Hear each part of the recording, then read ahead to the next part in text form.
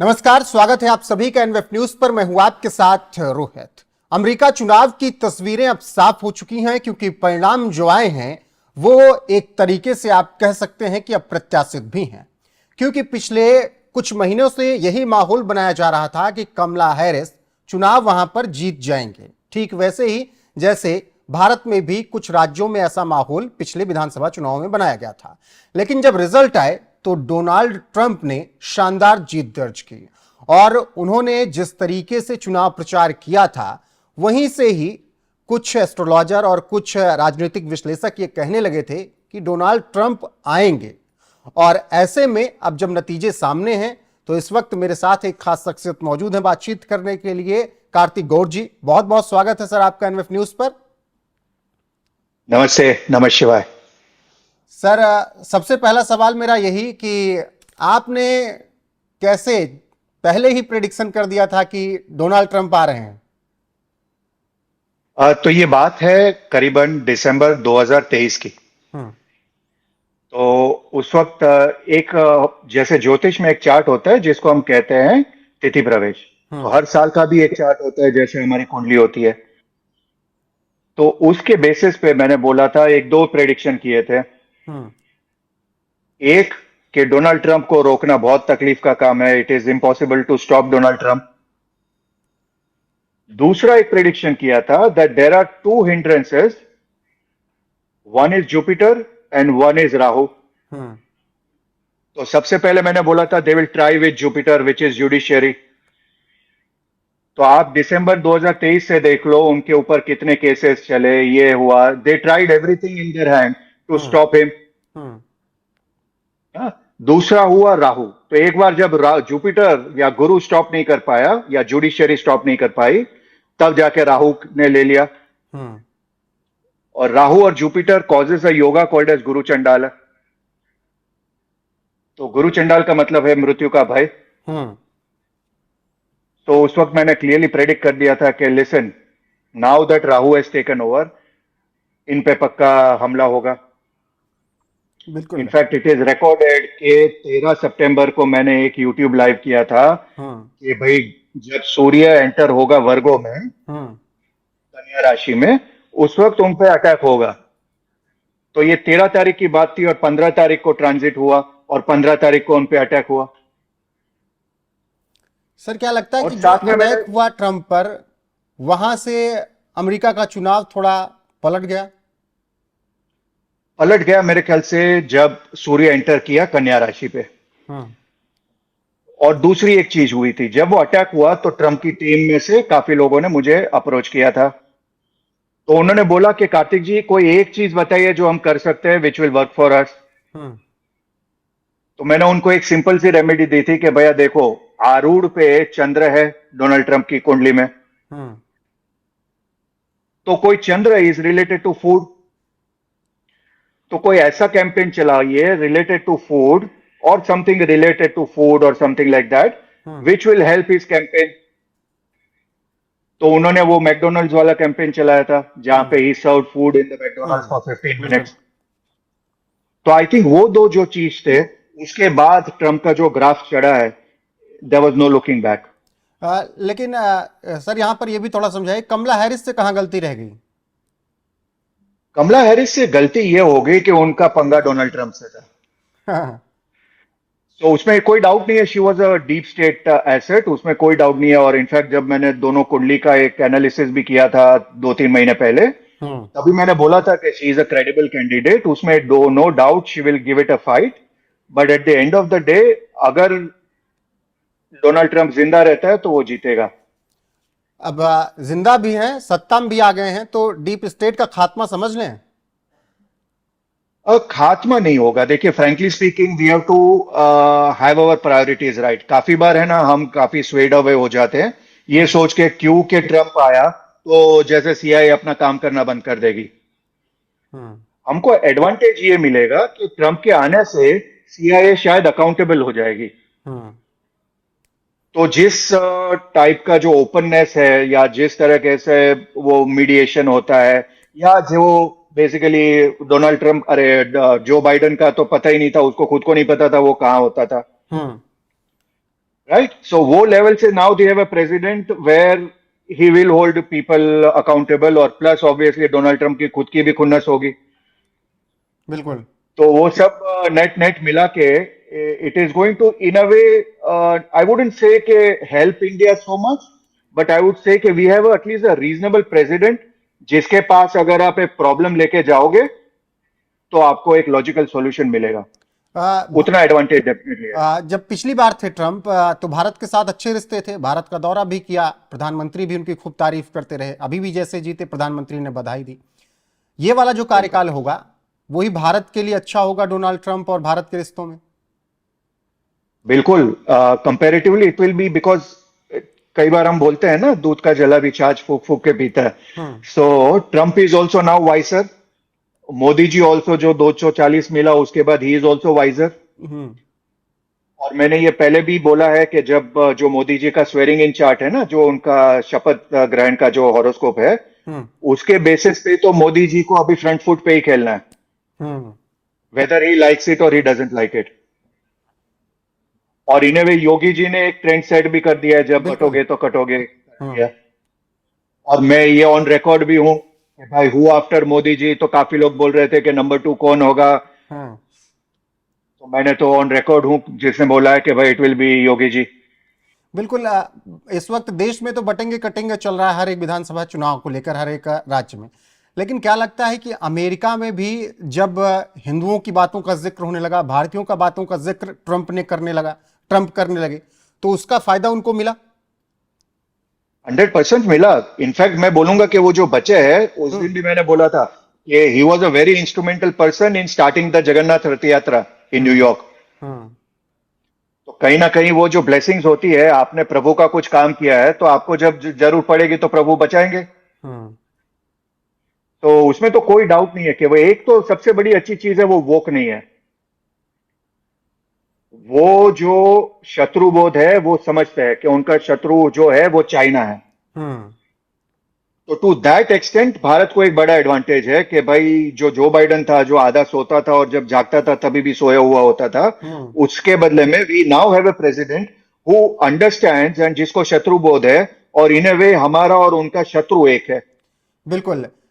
शत्रुबोध है तो ऐसे में सवाल उठता है कि ईरान, हिजबुल्लाह, हमास, इनकी नींद हराम हो गई होगी आज का रिजल्ट देखकर?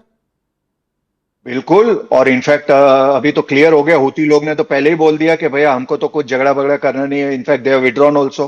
हम्म. क्योंकि देखो ट्रम्प का उनको पता है कि भाई ये, वो क्लियर है कि जो रेडिकल है वो रेडिकल है, वो गोल गोल घुमा के बात करता नहीं है. Cut and clear. But at the same time, he has got very, very good relations with UAE also. हम्म. तो जहां पे रेडिकलिज्म नहीं है, वहां पे वो अपना रिलेशन बिगाड़ेगा नहीं. जहां पे रेडिकलिज्म है, वहां पे वो वोक बनेगा नहीं, which is very good for India also. हम्म. कार्तिक जी, इजराइल और अमेरिका के रिश्ते कैसे देख रहे हैं अब यहां से? इसराइल के लिए तो this is a blessing. In fact जो काफी फंडिंग हुई है ट्रम्प की भी, हम्म. जैसे कि एक लेडी ने दिया था $100 बिलियन, वो उसी शर्त पे दिया था कि भैया आप सब कुछ साफ करवा दोगे. हम्म. तो for Israelis there has never been a better president than Trump. Hmm. और इनफैक्ट आपको याद होगा कि लास्ट टर्म में भी उसने जेरूसलम को कैपिटल रिकॉग्नाइज किया था. Hmm. He was the only president who did that. So उसमें तो कोई डाउट नहीं है कि ट्रम्प जो काम करता है वो टू अ लार्ज एक्सटेंट वो दिल से भी काम करता है, and he is very clear what is black and what is white. बिल्कुल. और वो इस बात को लेकर भी क्लियर, कार्तिक जी, अपने स्पीचेस में थे कि जो घुसपैठिए हैं, जो कट्टरपंथी मुस्लिम हैं, उनको कोई हक नहीं है देश में रहने का, उनको हम सबक सिखाएंगे. क्या लग रहा है कि ट्रंप की जीत के बाद जो कट्टरपंथी हैं, जो ऐसे मुस्लिम देश हैं जो कि लगातार विरोध में भारत के भी हैं, अमेरिका में, उन पर नकेल कसी जाएगी? 100%. इनफैक्ट नकेल क्या कसी जाएगी, उनकी तो नींद हराम होगी. क्योंकि he is very very clear कि जो ये इमिग्रेंट्स है, जो कोई और देश लेता नहीं है, वो ये यूरोप के देश लेके बैठे हैं. हम्म. और वहीं पे वो वोकिज्म है और वही है उनका मेजर प्रॉब्लम है. हम्म.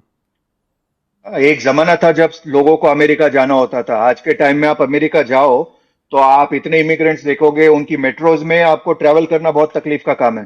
हम्म. सो ये वोकिज्म वो समझता है, and it is very very good that people of America have woken up and across the lines. जैसे हरियाणा का हमने इलेक्शन देखा, उसी हिसाब से वहां पे people have voted keeping one thing in mind कि भैया ये बंदा आएगा तो अमेरिका को थोड़ा करेक्ट करेगा, और अगर अमेरिका करेक्ट नहीं हुआ तो फिर भगवान भी नहीं बचा सकता। बिल्कुल। कहीं पर मैंने आपको कहते हुए सुना कि ट्रम्प वो है जो कि खा भी जाएगा और डकार भी नहीं लेगा। बिल्कुल बिल्कुल 100%, because he is a pure businessman. देखो हम हाँ आपको एक चीज समझनी पड़ेगी, वो प्योर धंधे वाला आदमी है। हाँ right, he has got Jupiter in the second house aspected by malefic. So हाँ। आई एम वेरी क्लियर कि उसके आने से यूएई के, अरे यूएस की इकोनॉमी भी अच्छी होगी। और वो बात ही ऐसे करता है कि भाई I am going to tax this people, I am going to give this people. So is very clear कि भाई जो अमेरिका के फायदे का नहीं है वो मेरे फायदे का नहीं है। हाँ बिल्कुल। अब यहाँ पर हमने इन सब बातों का जिक्र किया, लेकिन एक और मुद्दा है खालिस्तान का। इस वक्त कनाडा जिस तरीके से भारत के विरोध में है, उनके लिए क्या स्ट्रेटजी होनी चाहिए अब? भारत की के अमेरिका की भारत वीजा की वीज? स्ट्रेटजी क्या होगी? क्योंकि यूएन में जब आपका दोस्त बैठ रहा है, अगर राष्ट्रपति डोनाल्ड ट्रंप वहां पर बन चुके हैं, तो भारत को अब क्या खालिस्तानी आतंकवादियों के लिए, खासकर कनाडा के लिए, क्या तैयारी करनी चाहिए मिलकर? देखो मेरा एक क्लियर मत है कि अमेरिका में कोई भी आए, पर भारत खुद इतना सक्षम देश है, इतना बड़ा देश है हम्म कि we should a not rely on America.